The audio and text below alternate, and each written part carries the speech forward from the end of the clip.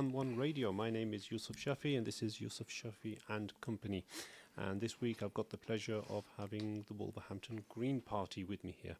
So, without further ado, let's introduce my wonderful guests who have come into the studio, and we'll have a chat with them and get to know who they are. And then we'll talk about, for the next hour, issues around politics and the Green Party. I've also got a guest coming on the phone, so let me just bring this gentleman in. It's Mr. Paul Dark. We can talk to him direct now. Hello, Paul. How are you, sir? I'm very good, thank you. How are you? Hello. Can you hear me? Let you into the phone call, but the volume. I need to put this one up. Hello. Hello, can you hear me? I can hear you now. How are you? Are you well? I'm good, I'm good. Good. You're live on Iman One Radio, Paul. So my name is Yusuf, and it's Yusuf and Company, which is the show you're on. It's nice to meet you, and it's a pleasure to be on. A pleasure to have you on. A pleasure to have you on. Right. Okay. So we've got Paul Dark, and you, I believe, are the chair of the Wolverhampton Greens. Is that correct? Yeah, we call it coordinate. You're the coordinator. The sound isn't amazing on your line. If you can try to improve your reception, that would be brilliant. But no doubt we'll sort that out soon. Right. And we've also Okay, got doke. Mohammed Nassim. Mohammed Nassim, hello and welcome. Assalamu alaikum to you. Walaikum salam wa rahmatullah. And how are you, Mohammed? I'm very well, thank you very much. Now, I understand you're the candidate for the Park Ward. Yes, that's correct, and I'm also the campaign coordinator for the Green Party in Wolverhampton. Excellent, good, good, good. And we've got Mr. Toye, Adetoye She Ari Falaji. Thank you, Yusuf, Adi for having Falaji. me. Apologies, I'm terrible at pronouncing names. No, Toye is fine, but the full name is Adetoye Anifalaji. Excellent. And I understand you, sir, are the candidate for the Green Party in St. Petersburg. That is correct. Green Party is St. Petersburg. Right, so listeners, you are welcome to join in. Oops, I've just destroyed the camera, which wasn't very clever. Right, we'll sort this out in a bit. So, listeners, you're welcome to phone in, and our number is 01902 972 150. I'm going to have to hold the mic now for the rest of the session, but that'll be fine, that'll be okay. Let's start off with an opener. The Green Party have been around for many, many years. We are all aware of the Green Party historically, about their work, especially with the environment and all the rest. But there's been a big, massive surge. And the surge has come about from a lot of disaffection from voters towards Labour. A lot of people who are disappointed with, especially our Muslim vote, who were disappointed with their stance on the Gulf War back in the early 2000s, and now more recently the whole issue of Gaza and how Gaza has impacted a lot of sentiments within the Muslim community. Whichever one of you, we can start with Paul on the line, or we can start off with you two, however you wish. How do you think now the Green Party will, number one, be able to pick up this mantle of representing the Muslim community in specifically, but also to deal with that disaffection, that how are you going to cater for this expectation where people are thinking, we really want a party who can represent our views? Well, I'll start if that's okay. I would say that we're the only party that is pro-Palestine, pro-immigration as a positive to British society across the board, and we are highlighting what the other parties are, which are often either hateful in the extreme or self-interested at best, if you take some of the other parties. But the point is we see immigration as an absolute benefit to society. Many of our communities would be a wasteland without immigration. Whitmoreens, whole other areas of the city, Bilston, St Peters, and we are so pleased that people have come here, they work hard, and they've made a significant change in British society, and we value their culture. So people say, you're a very tolerant party. We're not tolerant.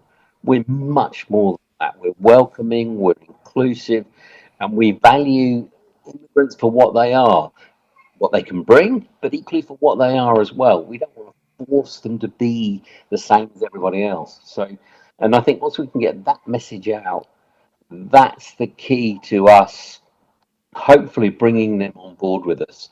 You know, we're anti-war, we're anti all wars, but we're anti particularly wars of oppression against Islamic countries, which are purely about either westernizing them or stealing their resources, which is in essence what it is. So, So I think so Paul, that all of that will resonate. Obviously, that will all resonate with mm, our Muslim vote.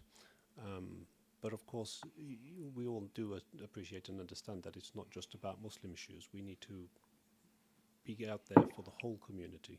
And there are yep. certain sections of the community will actually then push back at what you just said, because they say, well, how can we carry on in this society? How can we keep having more and more migrants coming in? How can we continue to fund that immigration? Our doctors' surgeries are full, our schools are full, our housing is in crisis. We've got all sorts of issues with education. We've got all sorts of issues with Well, public, there's a couple of answers there's to no that. room in the prisons anymore. Everything is in chaos. And how can we just continually have these floodgates open and allow the foreigners to keep coming in and Well, I taking resources? well, firstly, they're not floodgates, and we're not for completely open borders. We obviously want controlled immigration. Mhm. But equally, the way things that can be funded is we would introduce a wealth tax, but more importantly, we would not profiteer from delivering much of those services. So, for example, a lot of the health service, a lot of doctor surgeries are now private enterprises. So, instantly, you're taking 10, 20% off the profit. That would be ended under a Green Party government. So you see, it's not necessarily about taxing more or saving. It's about redirecting the resources that are there. We're about ensuring that corruption ends, that resources are spent openly and equally. So, for example, even if it's something as banal as health service funding, London gets much more than anybody else per person. I don't just mean there's more people down there that get more money, but per person. It's a bit of a postcode lottery. So Okay, it's about taxes, and it's also about not wasting money through profiteering out of people's lives. okay, dokie, that's excellent. Let's bring in our Toy. local Toye and Mohammed, who are in the studio, and they've been very kind actually. So while you were talking, Paul, they actually repaired my mic here, which was excellent. Thank you for that. Let's go to Toye first. Yeah. How would you respond? I mean, what is the focus from your point of view, where you think this is what the Greens represent and this is how the Greens can support local communities? You're going to be a candidate in St. Peter's. What are the issues in St. Peter's, really, which you think are pertinent? So first, let me just clarify something. Is that the change in paradigm that you're seeing now is not only because of the labor ineptitude. It's also because there's been an awareness created, especially by our new leader, Zach, which is now trickling down to the local wards. People are now understanding that the Green Party, we are not just a group of tree augurs. And because that is what they picture us to be. And as you know, the person with the loudest voice is what people will hear. In the Green Party, we don't have that much money, but we have integrity, and that is what has been sustaining us up till now. And so, because people are having that awareness that we are much more than tree organ, and they're able to now listen and see what we are bringing to the table. Uh, yes, it's true that we are against wars, we're against injustice, against all those global issues. But one thing that the Green Party is noted for is that we are deeply entrenched in community, in grassroots politics. Now, somebody in my community, if he's hungry, what business does he have thinking about wars in other places? He needs to be situated first. He needs to be okay before we can fight other people's battle. We have our own battles that we haven't fought, right? And so we can't keep ignoring these battles and wanting to fight the bigger battle. Excellent. Charity begins at home, they say. So for me, look, Labour's increased prices for rent, People are shouting. The beans, they've increased the prices to collect the purple beans as they called it now. And these were not in their agenda. So it's one thing they told us, and when they came into power, another thing they are doing. It shows lack of integrity. Now, for us as Green Party, if we tell you we're doing something, we're going to stick to it. Excellent. What are you going to do in St. Peter's? Good. So people have asked me that question. Now, the truth about it is that what is St. Peter's? My people, what do they want me to do for them? So what you see a lot of politicians saying is that I'll do this for you, I'll do that for you. What if it's not what the people want, what the community want? So what we need to do is have this round table with our communities and say, guys, what do you want done? And that is when you will be doing right by your people. But when you think you have answers for everybody, it's wrong when you have that kind of perception. Okay. The election is in 2 months' time.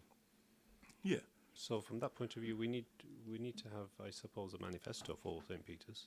Yes, we do have the wider manifestos, but for St. Peter's, we have spoken to some people. They're talking, of course, it's all over the social media platforms now. Hey, our roads are this, business being closed down. So these are the things we need to address. For example, a few months ago, I was at the Chapel Arch roundabout. There's this Polish shop there that closed down. I was there on the day it was closing down, and he was very upset. I said, why? He still had to pay all the fees, business rate and stuff, even though he's losing business because council is doing a road right in front of his shop. If I was the councillor, I would give him a big rebate on his business tax. Okay. Mohammed, let's bring you in. Oh, thank you. So from your point of view, what are the key issues that you think are the pertinent things that the local people in St. Peter's or in Park or anywhere around Wolverhampton or in the UK are really going to come to the Green Party for? What are the things you can offer us at the moment? In terms of Wolverhampton, what we've seen is a managed decline by the Labour Party in Wolverhampton. If you look at our city centre, majority of the shops are empty now. All of the bigger stores, the Marks and Spencers, have gone. BT's closed down. A lot of those, the businesses in the city centre, which were providing revenue for the council to spend on the rest of the community, that's all gone.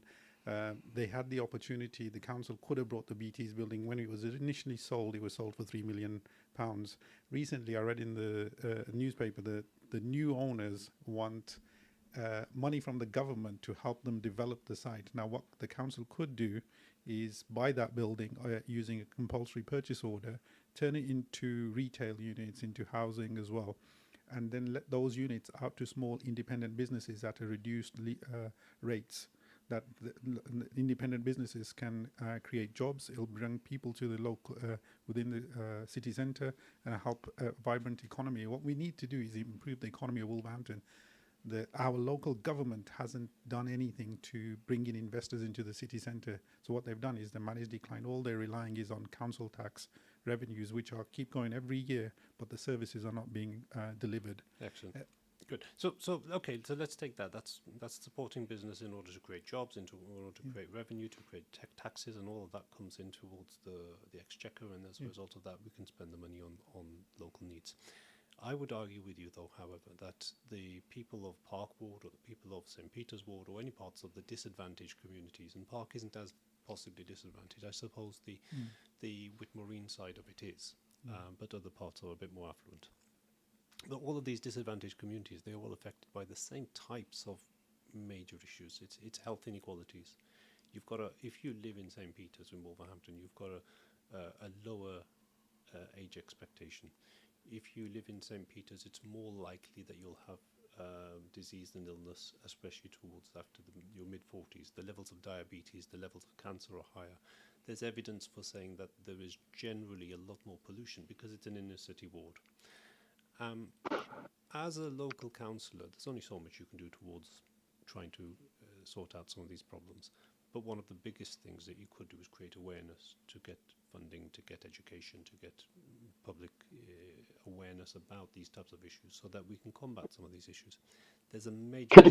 Can I come in on that? Yes, of course, please do. But I was just going to carry on saying there's also a major issue with qualifications and skills of people within these inner city wards as well. So again, what is the work that you guys got planning towards with skills development, employability, and raising standards of education? So let's just take that: health Yeah. inequalities and education. Okay. There's a couple. There's so much in there that we will target. For example, there's this whole thing about education in relation to healthy living. I genuinely believe we have got to do that. But equally, people know they should eat an apple and not a bag of chips. They know they should have an apple rather than a piece of thing. So why don't they? And that's about hope. And that's what the Green Party are going to bring back. We're going to completely revolution. We're going to reform society so that hope exists for everybody. If you work, you get the rewards for it. If you can't work, you still get the rewards for it.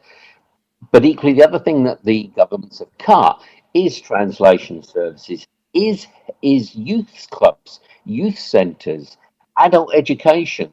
Adult education.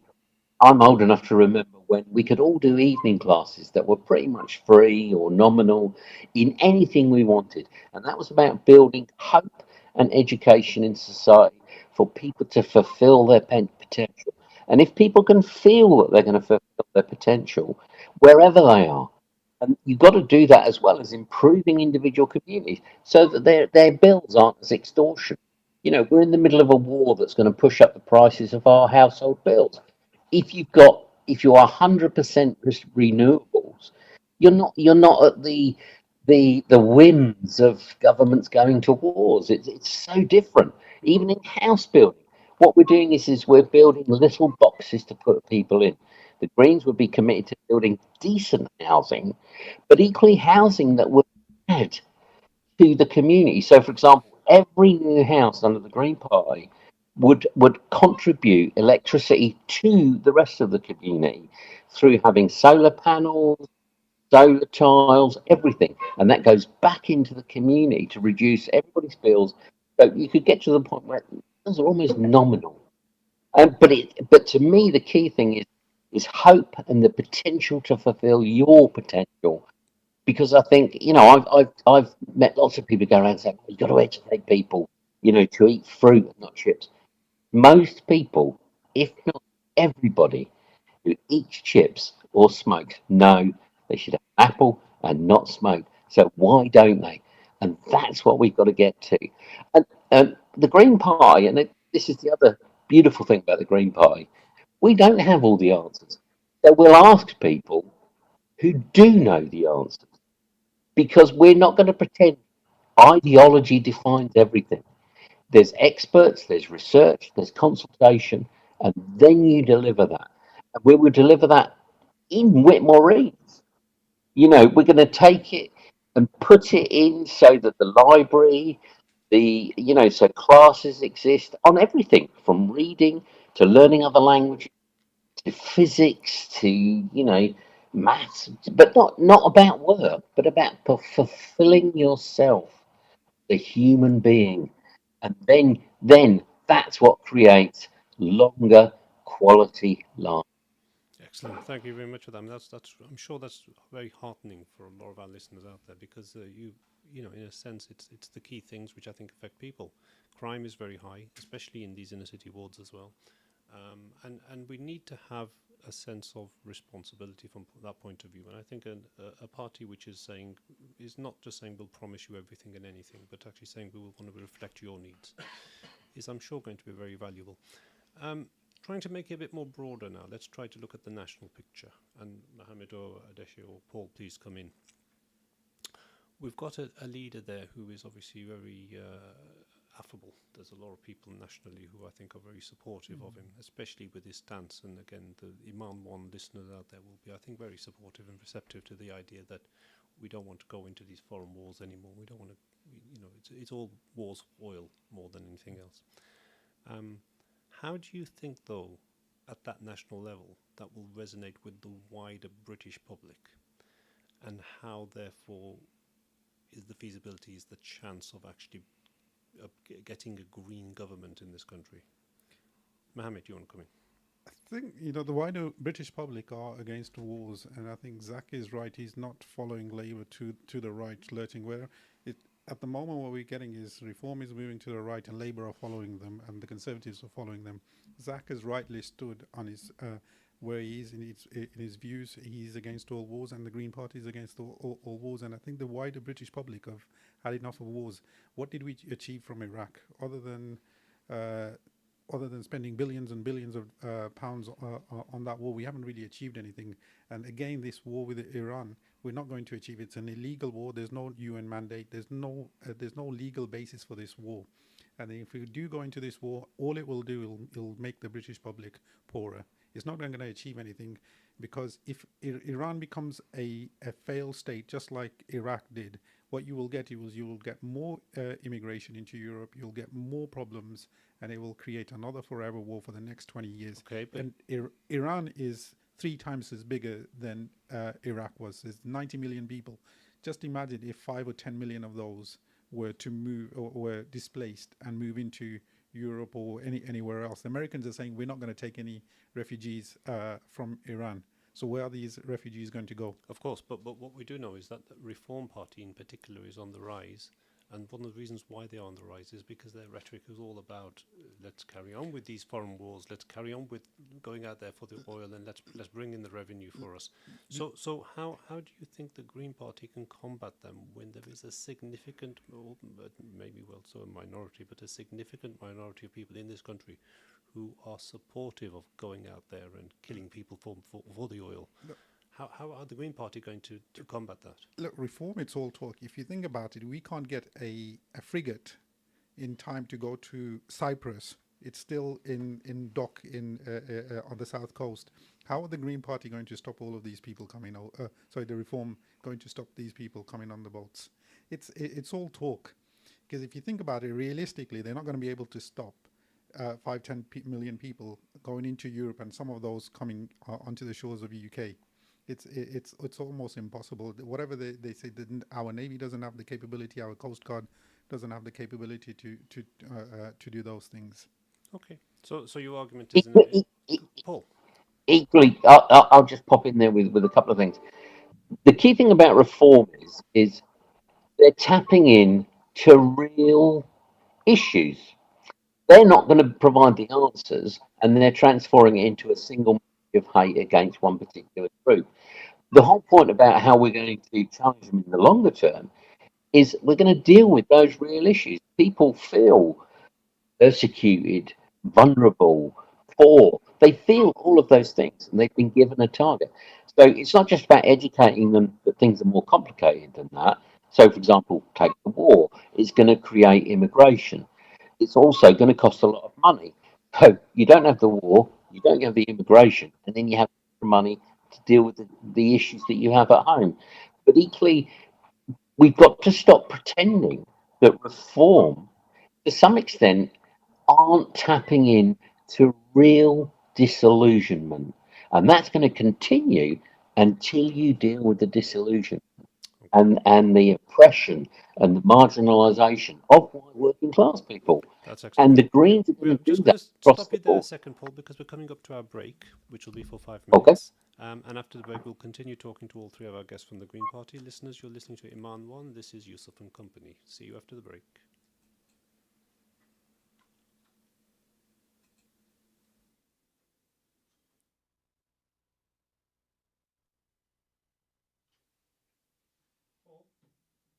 Paul. Hello. Paul. Is he I'm here. Yeah, here, there. Yeah, your reception. Thanks for that's really great for the first half. Your reception isn't brilliant, unfortunately. Can you Let's see possibly if I can. try to move to a different position around the house somewhere where we can try? It's okay, but then it cuts out a bit. Okay. So, but we'll be back with you in about 4 minutes, 4 or 5 minutes. All right. Okay, doke.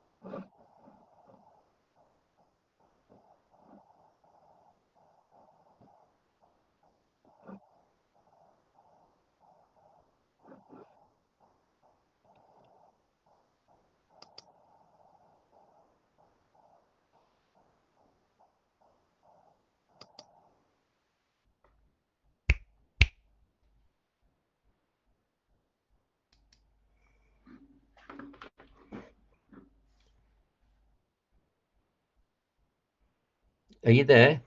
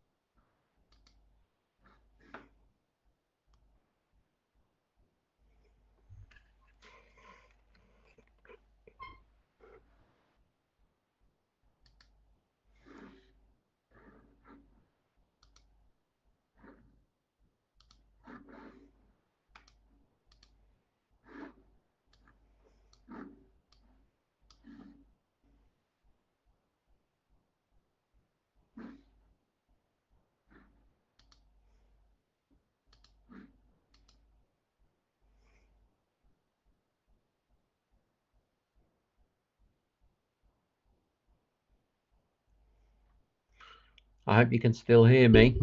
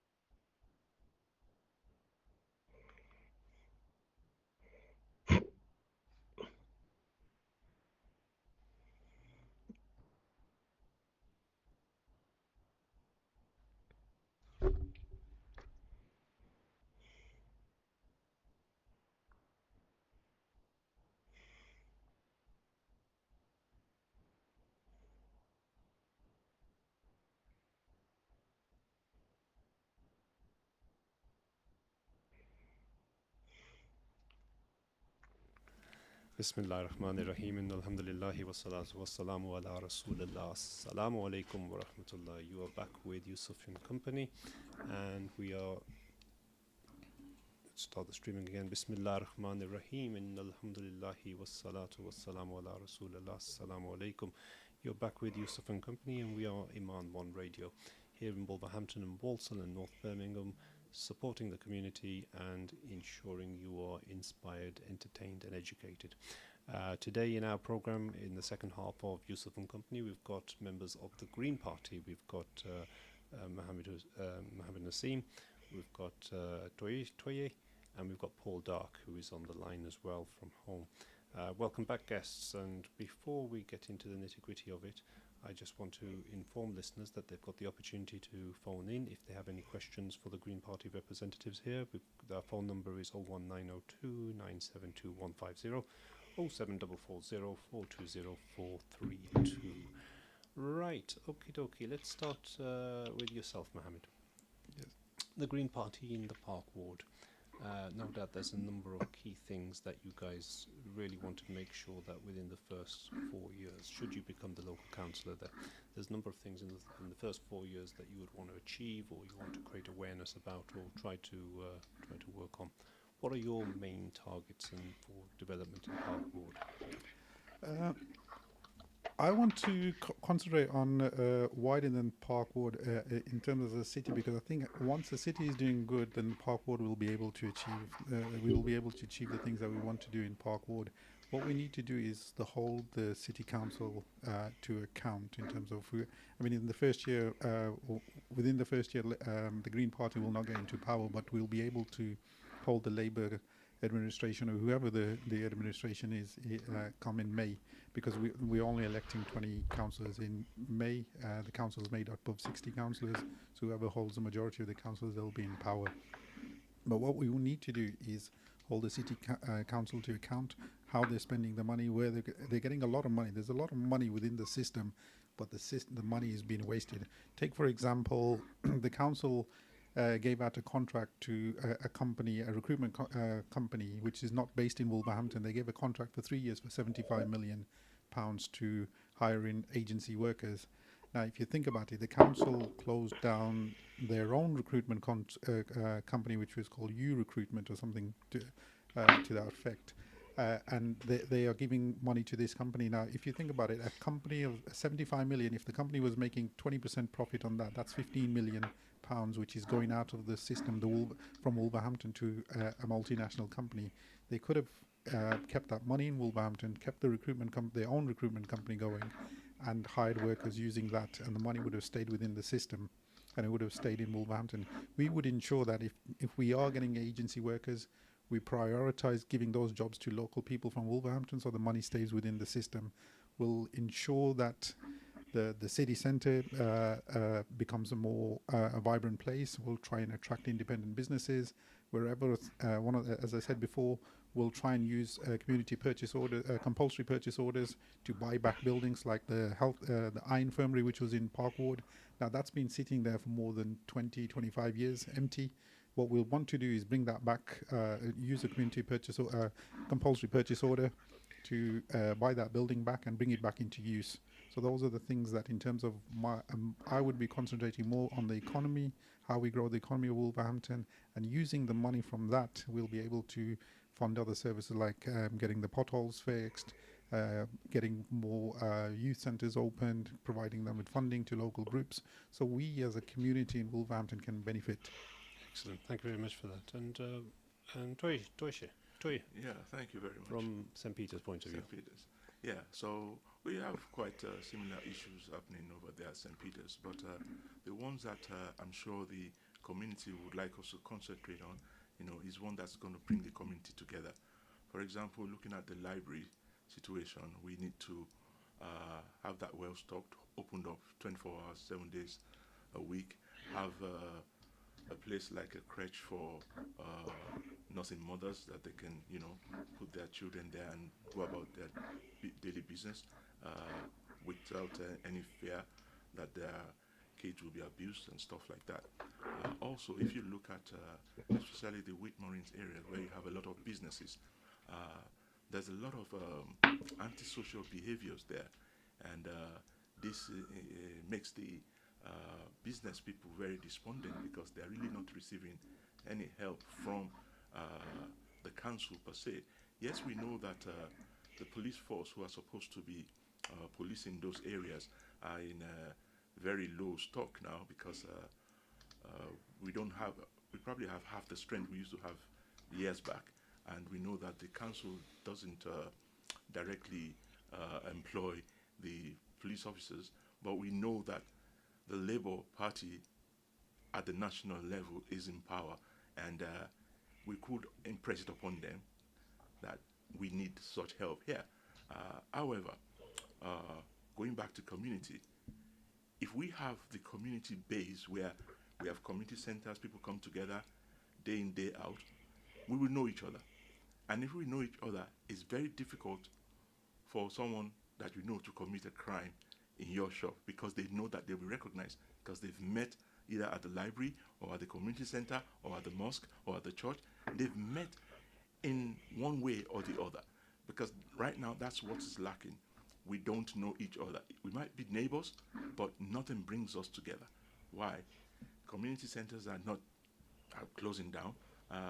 We need to fund those community centers. We need to have things that will bring the youth together, because they say that the idle hands is the devil's workshop. So if we keep the kids occupied, it will reduce drastically, all these antisocial behaviors, and in turn, it will improve the economy of the Whitmornings, St. Peter's area, because people will not be stealing stock. The danger there is that if we don't do something about it now, most of these shops will close down, because once their stock is stolen, they don't have money to replenish, or they increase prices, which in turn does not allow other people to come and buy from them. So we need to actually look at this, very closely, and to see in our very first year how we can help with this situation in the St. Peter's community. Excellent, good. One of the things I was just thinking with listening to both of your responses is that the Conservatives in particular will be probably really shaking at the moment, because you've got two Green candidates here, both of whom are talking about business, which from the Green Party we've never really had. People think of the Green Party as being tree huggers, and as you were saying previously, and in a sense, the response that both of you have given is a practical response. It's focusing on the needs of the community, but also from a business sense point of view, thinking about taxation and revenue and all the rest. If I come to yourself, Paul, from a more Wolverhampton-centric point of view, and please do focus your answer on a Wolverhampton-centric point of view and not on a Gorton and Denton point of view, because Gorton and Denton is 60 miles north and not the same as Wolverhampton. If I were to pose you with an argument, and the argument is, in Wolverhampton we've either had Labour in charge at a citywide level, or the Conservatives in charge from the point of view of members of Parliament. If there were a national election tomorrow, a vote for the Green Party is a wasted vote, because it'll either help the Tories to get in, or it will help Reform to get in. How would you push back on that?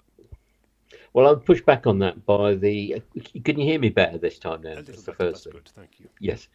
The first thing is it's not a wasted vote. No vote is wasted, even if you vote for a random pie, because you're voting how you feel. But equally, the polls are showing that the most vote, the wasted vote, is for the Labour Party. And I think it's very important that we get across that if you vote Labour, Reform will win. That's what the polls are showing. In Wolverhampton, I don't just mean in Gorton, I don't mean in London, I mean in Wolverhampton. Both the local polling that we've done and the national bookies, Reform are favourites. Polling shows Reform are going to win 18 of the 20 seats in Wolverhampton in the local election. The only way you can stop that is by voting Green.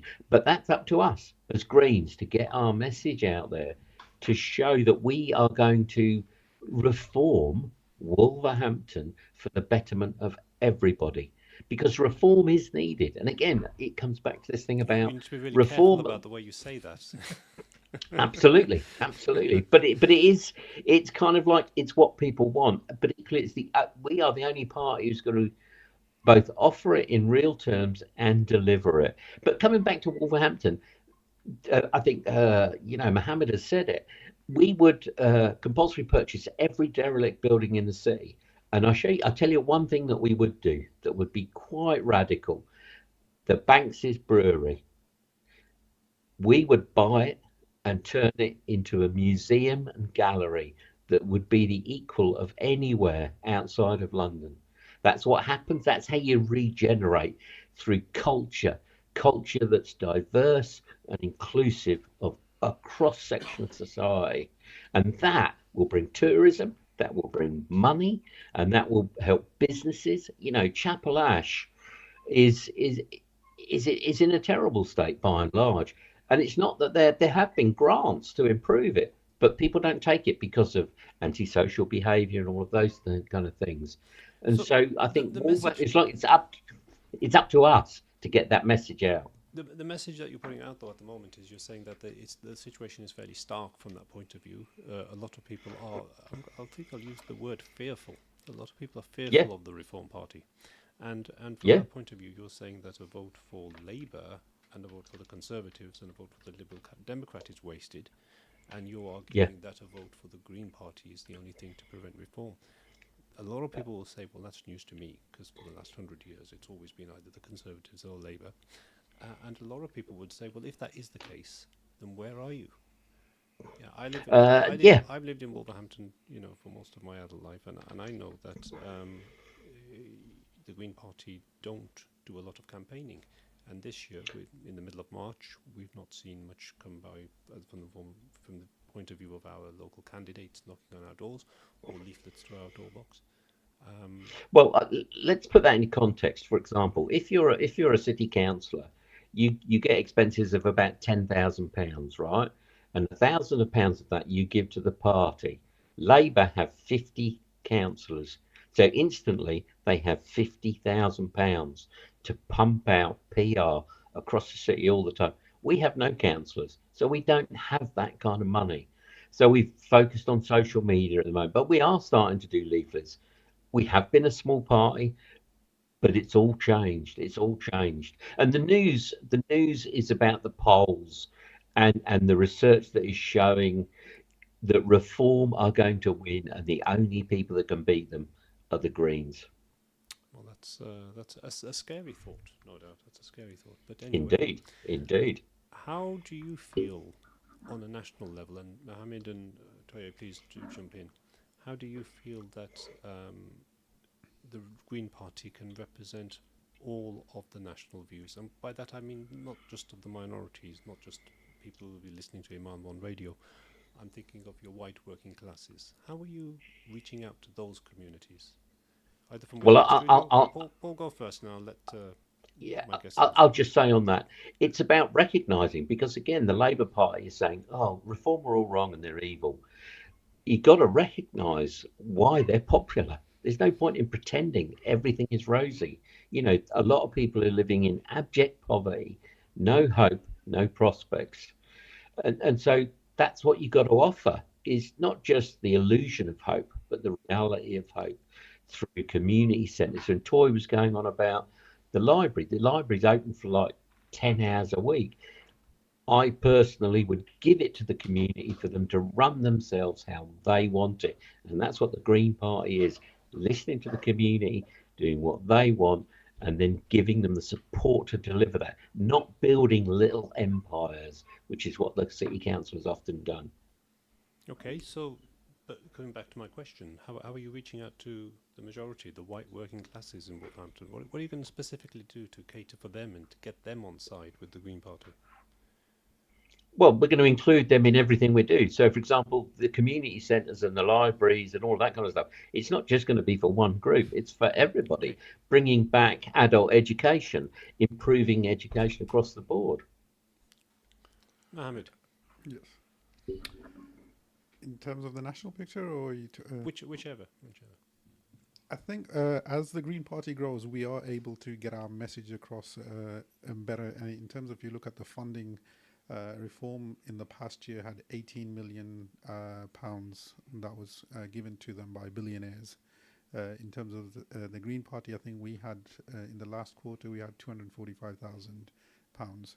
So in terms the Reform and Labour have the backing of the unions. So they are those parties, we have to be realistic. Those parties are able to get their message out to the wider audience very quickly. But in terms of what we now have is we have a leader in Zach Polanski, who's able to counter the narratives of the other parties very successfully using social media. And if you look at what happened in New York with Zoran Mamdani, that's what he was able to do: use social media and the different platforms to get the message across. Although they have a lot of money, Reform and Labour Party will make sure that our message gets across to our voters and to the wider public of what we stand for. I think originally the issue before Zach Plansky came in was we were known as the tree huggers. But now he's turned the tables around. He's presenting all the different policies that we stand for. Unlike Reform are one-hit wonder. With all their issue is immigration. They think the immigration is the source of all problems, but it's not. Immigration is one issue that the country needs to contend with, and there's hundreds of other issues which are facing people. Great, excellent. Thank you for that. That's very useful. I'm sure our listeners out there will it will resonate with them, and they'll understand that how important it is from that point of view to make sure that they engage with the Green Party. They may well or may well not be supporters of the Green Party, but they need to certainly engage with the Green Party and understand what the manifesto is, and understand what the priorities of the Green Party are. We're coming up towards the last 6 or 7 minutes of the show, and really what I want to do at this stage of the show is really give our 3 guests here the opportunity to really just have a minute and a half or 2 minutes to give a very brief overview of themselves, to be able to introduce themselves, if the wards that they are standing in, what their background is, how they came into politics. Literally 2 minutes. So, Paul, do you want to go first? Yeah, okay. My background is I'm a disabled person. I'm a wheelchair user, so I've always been engaged in politics. And I think the key for me is, particularly coming from a marginalised group, is the notion of inclusion of everybody within politics. It's not about one group; it's about all of us. I think the key thing is that we all need to do is educate people to understand how things work. Most people don't have any idea how anything works, and that's what I want to get across to people. And I think Mohammed was right. Even if we won all 20 seats, we're not going to be in power. We're not going to be able to do that, and it's going to be a slow build to Are you a kind of. are you a candidate yourself I in any am. ward? I am. I'm a candidate for Merry Hill, which is Mary. where I live. Excellent. Merry Hill, part of Wolverhampton.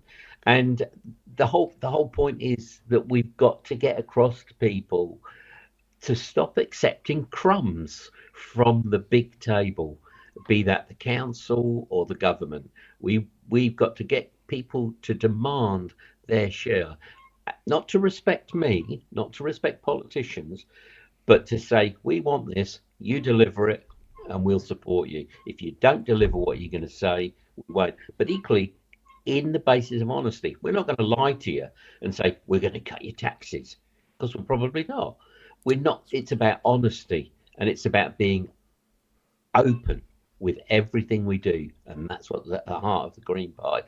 We will publish every paper, every meeting, every piece of information they're going on, every contract, so that it's open, decent, and honest, and done by people in, for, and about Wolverhampton. Lovely. Thank you very much, Paul Dark, candidate from Park Ward in this May's local election. And next to yourself, Adetoyesi Arif Alaji. Anif Alaji. Yeah, thank you very much. A couple of minutes. As you said, my name is Aditoye Shanifalaji. Originally, I'm from Nigeria, and I've been privileged, to travel the world. I've worked in America, Phoenix, Arizona. Worked in the Republic of Ireland. Originally, I was a banker, and now I'm a businessman here in Wolverhampton. But one thing I'll try to tell you is this: that the narratives that we are getting right now from the so-called big political parties is what is fueling the hate. And that's what they are driving and pursuing as their agenda. And where there is fear, it's very easy for people to capitalize on it, because in that condition, everything is chaotic. So they're saying, oh, this is our Messiah, this is our Savior, even though everything they are pushing at you stems out of fear of the unknown. But if you look at our party, we're all inclusive. Why wouldn't you want the society to be green? When we say green, it doesn't mean we are green huggers. It just means that the environment is suitable for every one of us. So whatever is affecting negatively our environment, we try to mitigate it. That is what we are saying. And we will start that at the grassroots level. You know, say to our people, our community, bring them together. In every community, there are all different kinds of people. So we're not bringing out a particular sect of people saying, oh yeah, we're going to cater for your own. No, anybody in that community is welcomed and will be looked after if we come into power. Now, and as the coordinator has said, Rome wasn't built in a day. So it's step by step, but slow and steady wins the race. Lovely, thank you. And Mohammed Nassim, Park Ward. So my background is I was originally born in Kashmir, and then I moved here at a young age. I went to Dunstall Hill Primary School in Wolverhampton, then I went to Pendyford High School, which I think it's known as Ormiston Academy. So I was brought up in Wolverhampton, and and then from then I moved away to London to do a degree in aircraft engineering, then worked in industry, and then I did another degree in diplomatic studies, masters in diplomatic studies, and recently this year I've just graduated from Wolverhampton University with a degree in law. So that's my education background, and every time I've moved around in the UK and I've travelled around abroad, but Wolverhampton's always very close to my heart because it's given me what I've become. I grew up here. My father spent almost 60 years in this city until his death. So Wolverhampton is very close to my heart, and I want to see Wolverhampton prosper. I see traveling around, I see other cities, other places, and they're prospering. And a lot of the people in Wolverhampton, the younger generation, I don't see that aspiration, and I want to make sure that we give aspiration to our younger generation, and these kids are able to achieve their dreams. A lot of them have big dreams, but they don't know how to achieve those dreams, and I want to make sure that we give them that opportunity by giving them a good education, a safe environment, a green environment, where they're able to achieve their dreams. I want to see people from Wolverhampton in positions of power, in terms of in business, in politics, wherever they want to be, in terms of arts, whatever they want to achieve. I think we should give the younger generation that opportunity to achieve their dreams, and I want to play my part if I do become a councillor to help those kids to achieve big, because I think that there's a lot of potential in Wolverhampton, and we can help them. Excellent. Thank you very much, Iman One Radio. You've been listening to Yusuf and Company, and today we've had the privilege and honour of having Paul Dark, who is the candidate from Merry Hill Ward. We've had Mohammed Nassim, who's the candidate from Park Ward, and Toye, who is the candidate from St. Peter's Ward. And these three candidates from the Green Party have had the opportunity to talk to yourselves, to put forward their views, their ideas, and how they hope to gain your vote. Listeners, it's for you to decide. My argument would be, whatever you do, think long and hard about it, because these things are something which will affect us. I will inshallah see you all next week again. Assalamu alaikum wa rahmatullahi wa barakatuh.